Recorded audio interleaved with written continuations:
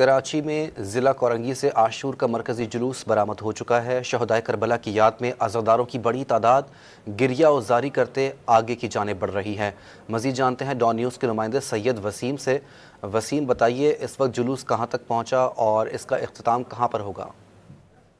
इस वक्त मैं मौजूद हूँ ज़िला कोरंगी में, जहाँ पर आशूर का मरकज़ी जुलूस जो है मज़लूम करबला इमाम हुसैन अलैहिस्सलाम और उनके 72 शोदा की याद में अज़ादारान इमाम हुसैन की बड़ी तादाद जो है वो इस जुलूस को बरामद कर चुकी है। और ये जुलूस जो है वो हरमैन चौरंगी के पास जो है वो इस वक्त बरामद होकर जो है वो पहुँच चुका है, जहाँ पर अज़ादारों की बड़ी तादाद इस जुलूस के अंदर मौजूद है। जुलूस में जो है वो नौखानी और सीना जनी भी की जा रही है। मुख्तलिफ जो है वो लोगों ने यहाँ पर अज़ादारान इमाम हुसैन ने जो है वो सभीलों का एहतमाम भी किया। इसी के साथ साथ जो शबीए ताबूत हैं हज़रत इमाम हुसैन अलैहिस्सलाम और उनके जो 72 शोदा हैं वो भी बरामद हुए हैं। और उसके साथ जो इमाम हुसैन की सवारी जुलझुना है उसकी शबीए ताबूत भी बरामद की गई, शबीए जुलझुना भी बरामद की गई है।